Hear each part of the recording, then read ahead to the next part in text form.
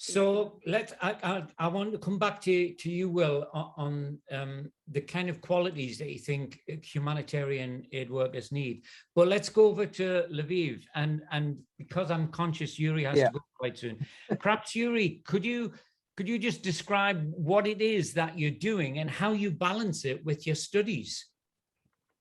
Yeah, so just when the war broke out, I mean, the war didn't broke out. We have a war for 8 years here in Ukraine. Yeah, that's important to remember that Russia has been, it's like its second time it invaded Ukraine.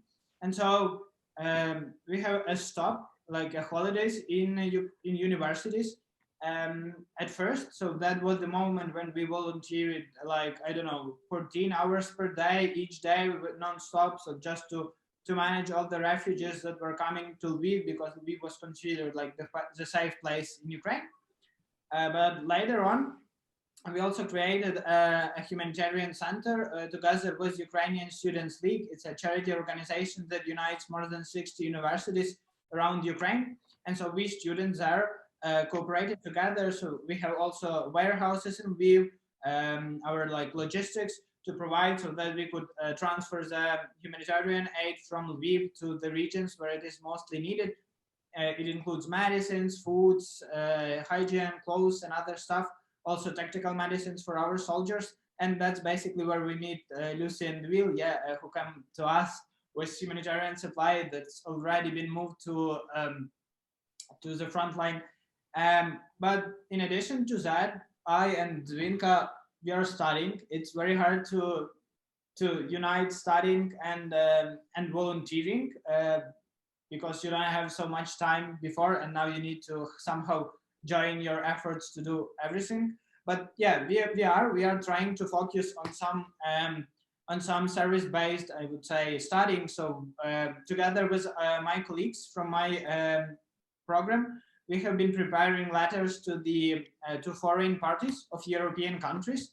So, and our letters that we prepared by analyzing all the parties' activities, by making messages, correct messages for correct parties. So our parliament has sent them to parties abroad, and probably we hope that we could also impact in a professional way the situation we are now in. So that's how we are trying to connect all our efforts, connect between ourselves so that we could study, but also volunteer to help our country win this war against Russia. Wow. And Dvinka, you're in your first year of studies, is that correct? Yep. So this is not... I'm studying in university. Yeah. One is first grade and the second is the second grade. Okay, got you. And this is probably not how you imagined your studies would end up being. Do you feel that you've been deprived of your education at this point, or is this part of it? It sounded from the way Yuri was talking that you've made the experience part of your learning. Yep. Our university trying to involve us in the economics problem in nowadays world. We have lots of practice. We're discussing how today's war will affect our economy, how horrible it will be, to be honest. But it's really hard to focus on studying because I know there's important things and there's more important things, and actually I don't know what is it. It is volunteering, which I help people now, or it is studying, which will help people in future with my degree. Okay, Yuri, I know you have to go in just a couple of minutes. So I'm going to put this last question to you, which is, what could students watching this, what should they be doing to help? What we know now that this war is going to be very long. It won't start, it won't finish in like a couple of weeks. So there are several stuff each of you can do to help us, to help the democratic world, because we are fighting for all these values the democratic world had to win. So first of all, it's important that Ukraine keeps on the highest level of the agenda, political, economical, because we need weapons from the governments that only the governments could send. We need humanitarian aid. We need more than $5 billion each month to you know, for our budget for the government to make their public duties, because we don't have taxes right now, you know, like around half of our economy just stopped because of the war, and we need this money. So it is important always to support Ukraine informationally, but you can also donate money to charity organizations that are helping Ukraine. And it is important not to donate, please don't donate Red Cross. I mean, don't donate all these big organizations that waste their money on their stuff and then goes to Putin and said that they are friends and they basically support their deportation of Ukrainian people to Russia, saying that they are good. I mean, that's hard to understand, and probably I will need an hour lecture to explain you why that's bad, but the organization we have, or Lucent will have, it's much more efficient usage of the support you can get. And of course, I know there are lots of Ukrainians who came to Great Britain, to any regions, and they don't come as travelers, you know, they come because they were running from the war and from the bombs that were destroying their houses and their families. And what they need is a support and at least a sense of feeling that they are safe now and they are welcome there. So if you can just, I mean, visit those families, organize some evenings, events for them, just in local communities, so that they feel safe and they feel normal at all. Because what they have experienced, I wish each of you have never such an experience in your life, because it's not worse, I mean, nothing. So that would be very grateful if you can also engage with those peoples and help. Very Yeah, well said. Wow, yeah. And I know Really well said. what Very well said. just before going with the thank you, you know, we here feel your support very much, especially from all the people of Great Britain. So thank you very much for that. And I wish you come to us to Lviv as soon as the war ends. We And will. Yeah, of course you will. I mean, you will send an official request for you to come in, an invitation and all that. So thank you one more time very much. And I leave Zwinka here. If you have any questions, don't hesitate to ask them, because our experience is unique and our experience isn't like wanted by anyone to be experienced at all, but that's important to discuss and to make some conclusions. So thank you one more time for organizing that, for helping Ukraine, and for keeping in touch. Thank And you, Yuri. sorry. Thanks, Yuri. See Keep you safe, soon. Yuri. Okay, this is probably a good time to go to Jess and Carrigan. So Jess, the floor is yours. You can ask any questions you like. Nothing is off limits. Well, obviously we didn't see anything in the chat or anything like that, but we were just wondering, you mentioned like not donating to like big organizations like Red Cross or anything like that. Like, where should we donate if we want to? We can send you a list of donation organization which is like help Ukraine, and we know that because Red Cross is really like very politician and they support Russian troops. The Red Cross flags on the Russian tanks, and it's like horrible. I talk about a committee of Red Cross, not Ukrainian Red Cross. Ukrainian Red Cross make lots of stuff that is important to saving people in the front line. Yeah. Also, you can donate, for example, for our donation fund or for Lucy's, yep, or for an organization called Save Life Ukraine. Yeah, there's do very important stuff like buying lots of. And I've put the website for the International Humanitarian Support Group, which is Lucy and Will's organization. And you can donate directly on there if people want to. So any more questions, Jess, Carrigan? This is kind of also about donations, but our school has done a lot of like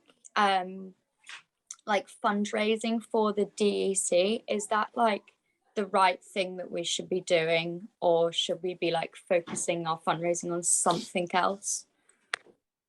I wouldn't have an opinion. I'm not sure Dvinga would know. Do you know what DEC is, Dvinga?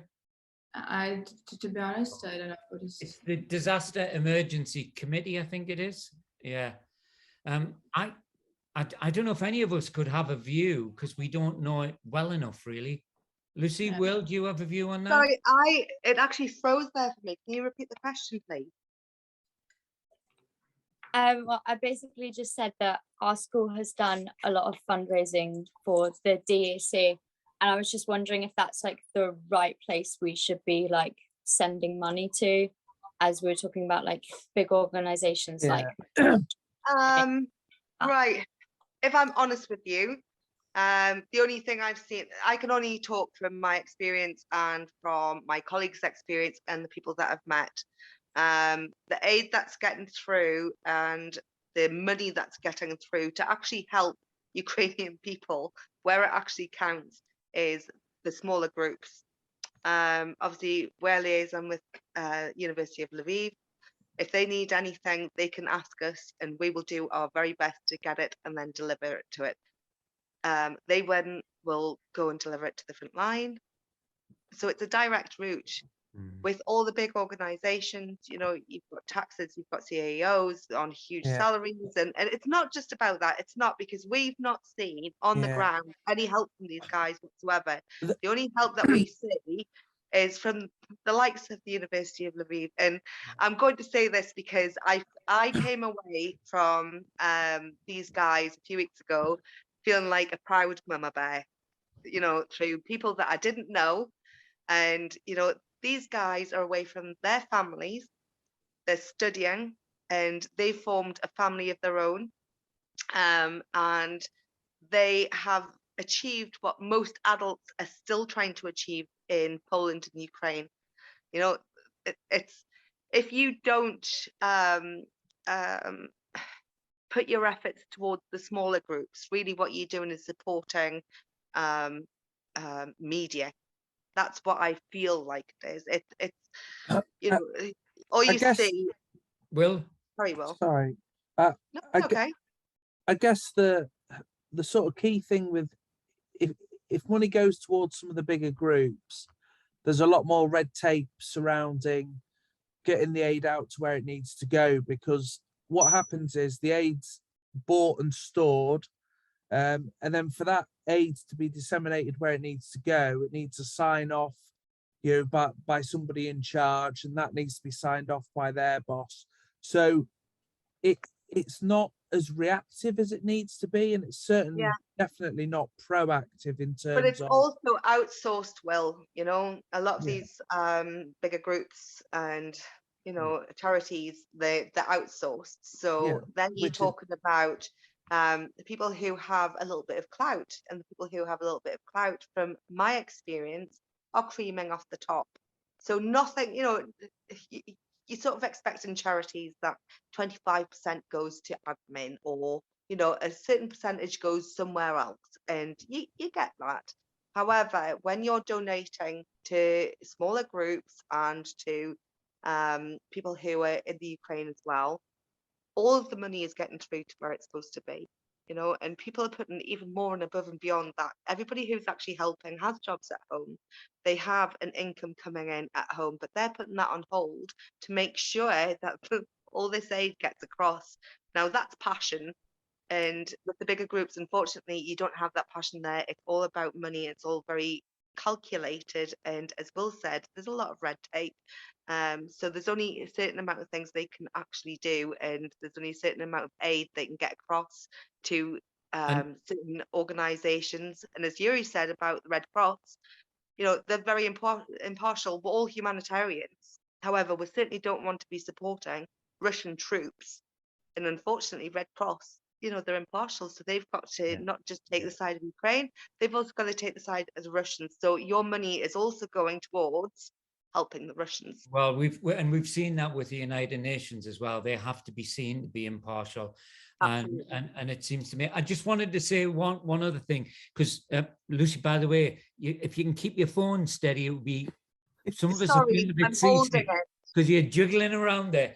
But I just want to share with the students how our family came to us, and it was because Mo, who's traveling across to Lviv right now, she was meeting refugees as they came as they arrived in Poland, and was able then to match them with hosts and families around here, which I think a lot of people didn't realize that the government scheme, the Homes for Ukraine scheme, made no attempt to do that.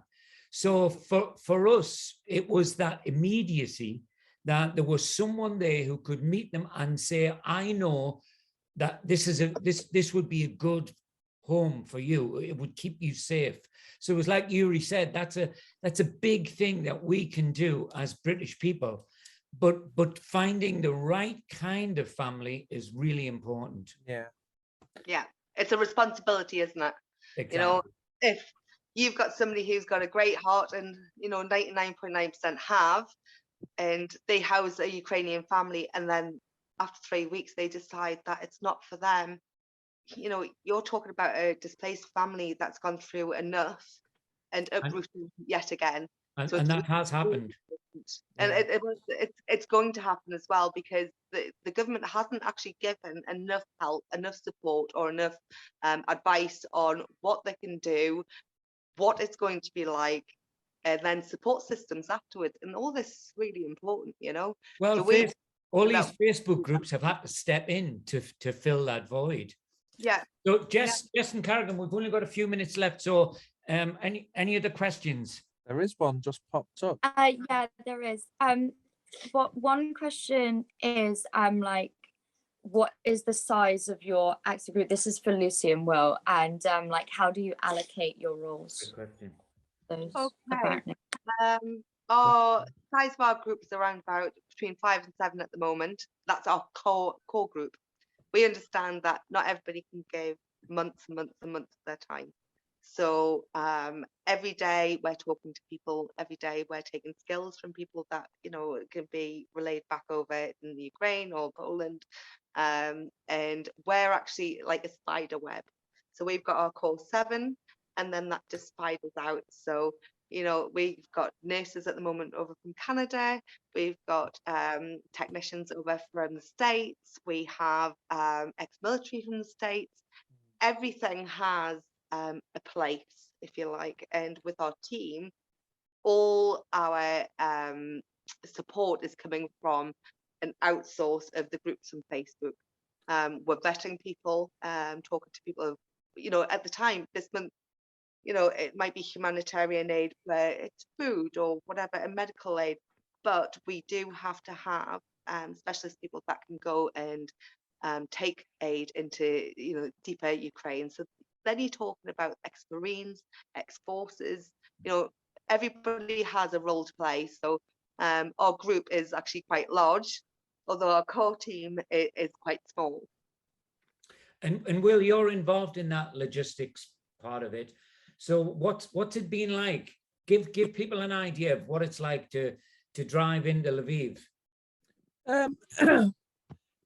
It takes a bit of planning. You have to do obviously make sure that the contacts are safe, and just check that there hasn't been any new developments. So it's really important before you do deploy, and Lucy's sort of been to Lviv as well.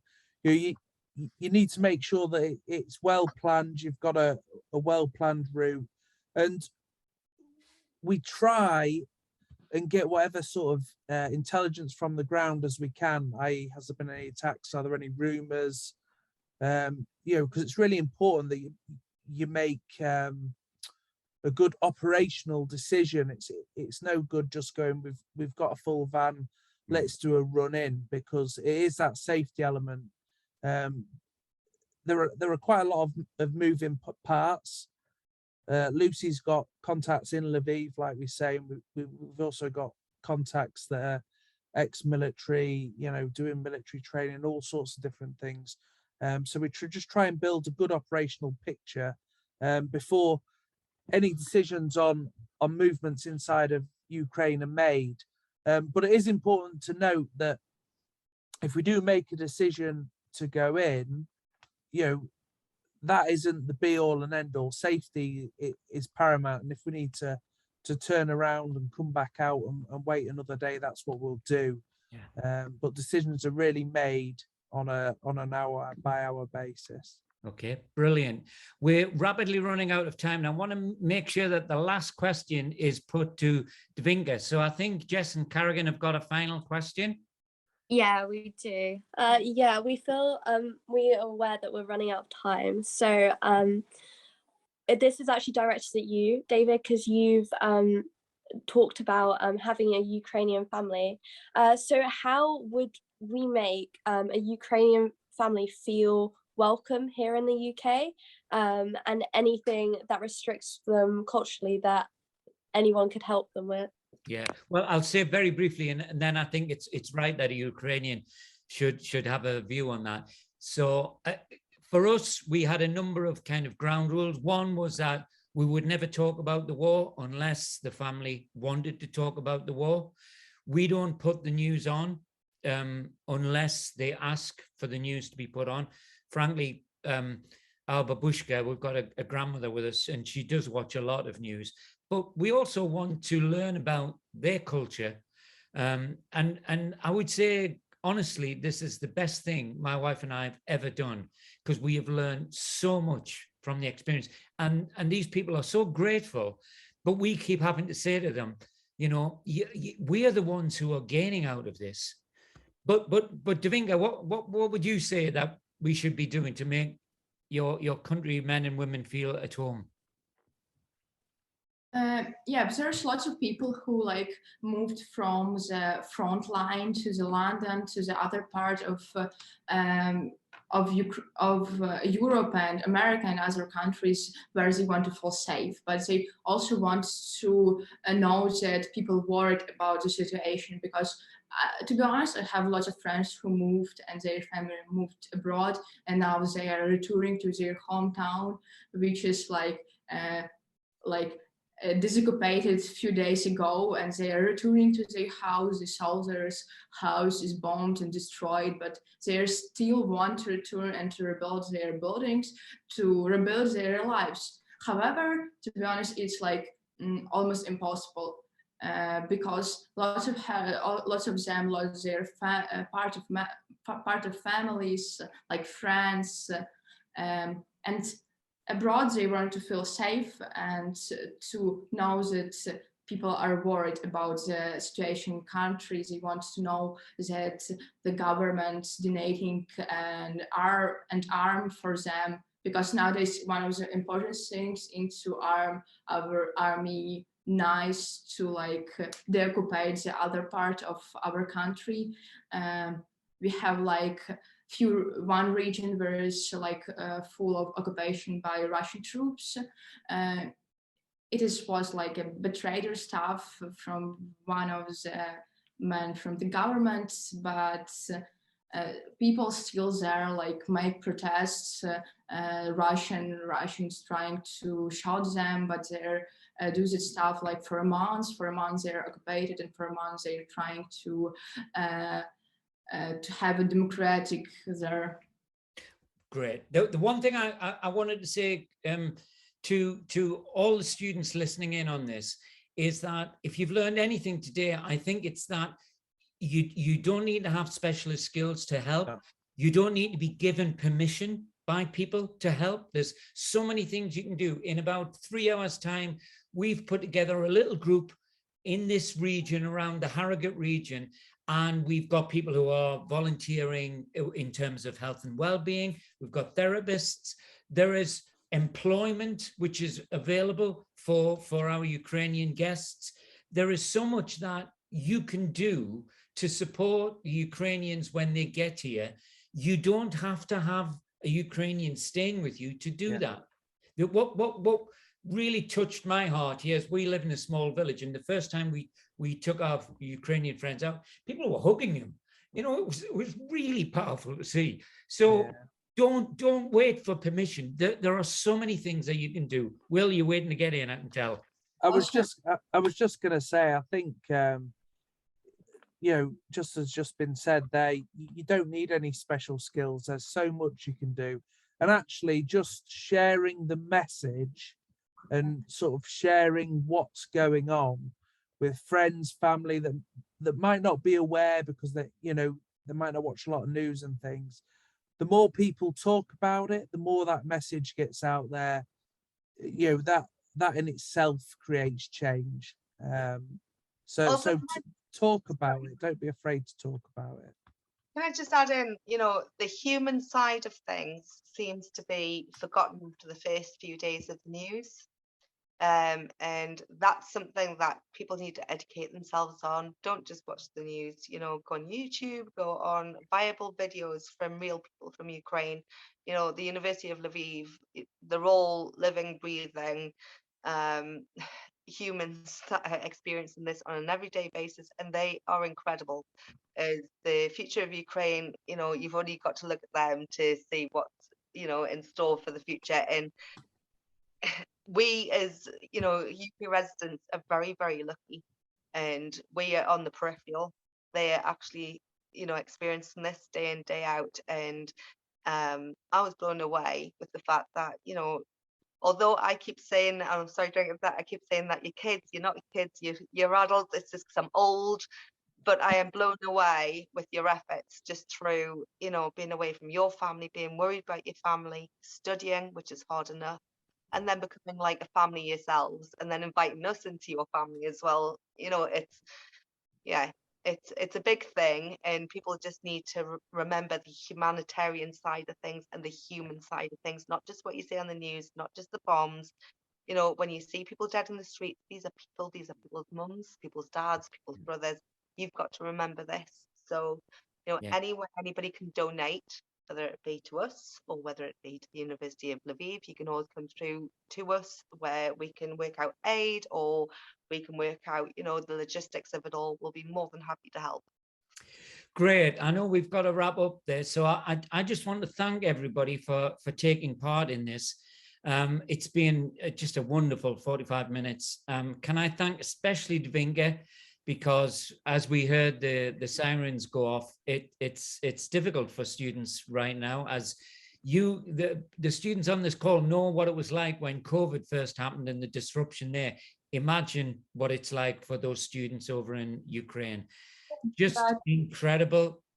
But also remember that we're not helpless. There is an awful lot that you can do. Dvinga, you wanted to say something finally. But to be honest, we're hearing this siren like 5 times a day, maybe more. Yeah, we just like, okay, one again. It's horrible. Okay. Lots of people even don't go to the shelter. Yep. It's the new reality, I guess, for you all. Okay, thank you. Yes, go on. Is it? Will said that share information is very important. Yes, it's very important because I suppose the like main scare of like Ukrainian is world forgot about this problem, and that will be one more like conflict, war, like something far away. But it's not far away. It's like Europe. It's the center of Europe, geographical center of Europe, located in Ukraine. Together. 120 kilometers, 1,200 kilometers from UK, I suppose. It's like, it's not so much. And everyone should know that it's like close. Yeah, it's close, and it could be us. We all know it could. Any second it could be us. Yeah. Listen, Yuri said that, you know, this is not going to be over anytime soon. And so I would urge students to help keep this story in the news, and to recognize that humanitarian groups, compassion fatigue sets in after a while. And, you know, groups like Lucy and Will's are in it for the long term. So let's do what we can to support those humanitarian groups over the long haul and not just over the short term. Okay, it's time to go. We've overrun. Thank you so much. Thank you to Kathy for organizing this. Thank you to our students for moderating the questions. And thanks for Lucy, Will, and Dvinga. We'll see you all soon. Invite you, everyone. Guys. Victory. Bye. Stay safe, Dvinga. Bye.